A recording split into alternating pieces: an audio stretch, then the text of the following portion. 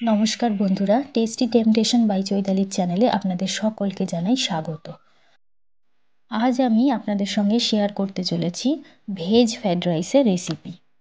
Fried rice বাড়িতে অনেকেই অনেক রকম করে তৈরি করে থাকেন, তবে আমি যেভাবে কম সময়ে ঝটপট এই ফ্রাইড রাইস তৈরি করি সেটাই আমি আজ আপনাদের সঙ্গে শেয়ার করছি।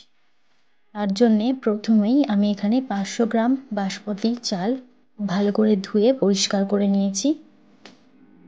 কিছুটা পরিমাণ জল দিয়ে দিয়েছি। এবার ঢাকনা দিয়ে ঢেকে এইভাবেই 1 ঘন্টা রেস্টে রাখবো। এখানে আমি গ্যাসে একটা পাত্র বসিয়ে দিয়ে জল গরম করতে দিয়েছিলাম।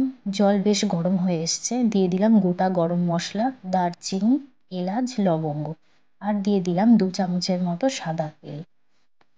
জল বেশ ফুটে এসেছে। এবার আগে থেকে ভিজিয়ে রাখা চালটা এখানে আস্তে আস্তে দিয়ে দিচ্ছি। সমস্ত চালটা আমার দেওয়া হয়ে গেছে। একটু ভালো করে মিশিয়ে দিলাম।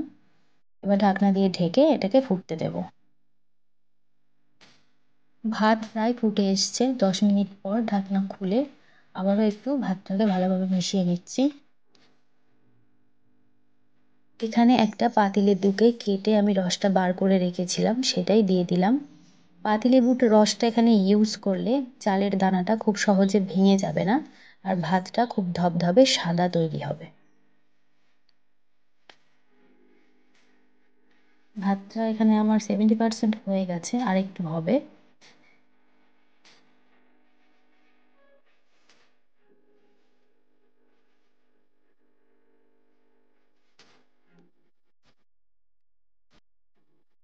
যে ফ্রাইড রাইসের জন্য রাইসটা একদম আমার তৈরি হয়ে গেছে। এবার আমি ফ্যানটা ঝরিয়ে নেব।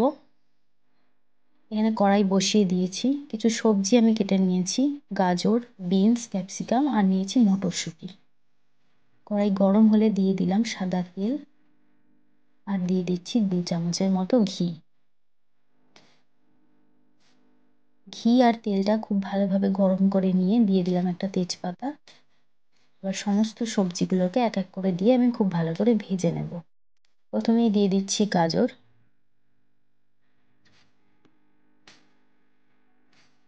গাজরগুলো একটু ভাজা ভাজা হলে দিয়ে দিচ্ছি আমি বিনস। বিনসগুলো দিয়ে সব ভালো করে একবার মিশিয়ে নিচ্ছি।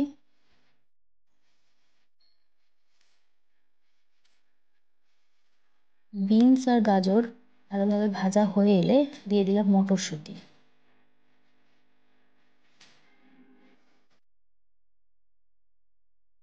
এবার দিয়ে দিচ্ছি কেটে রাখা ক্যাপসিকাম।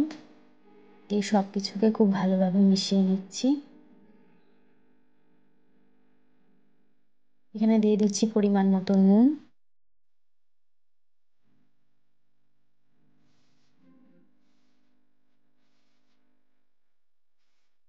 দিয়ে দিলাম কাজু কিশমিশ।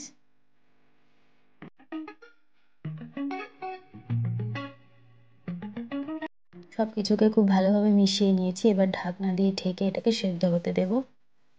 সবজিগুলো এখানে আমার খুব ভালো করে ভাজা কমপ্লিট। এবার দিয়ে দিচ্ছি গুঁড়ো করে রাখা চিনি।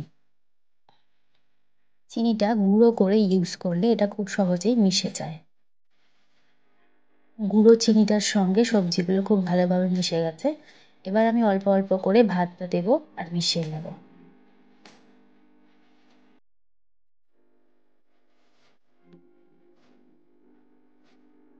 লেবুর রসটা এখানে ইউজ করার কারণে ভাতটা খুব ধবধবে সাদাও হয়েছে আর চালের দানাগুলো কিন্তু ভেঙে যায়নি।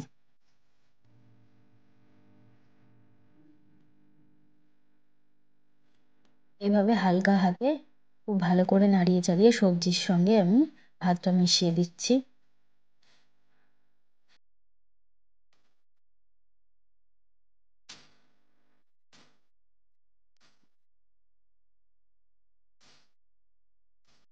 এবার দিয়ে দিচ্ছি গোলমরিচের গুঁড়ো। গোলমরিচের গুঁড়োটা দিয়ে আবারও ভালো করে ভাতটাকে মিশিয়ে নেব।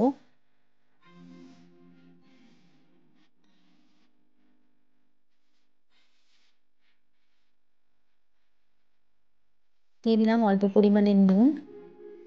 এখানে নুনের পরিমাণটা একটু বুঝে ব্যবহার করতে হবে, কারণ সবজি ভাজার সময় আগে থেকেই এখানে কিছুটা নুন দেওয়া আছে।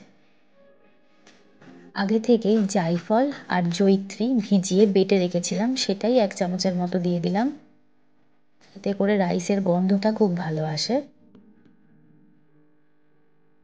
আর দিয়ে দিচ্ছি 2 চামচের মতো ঘি।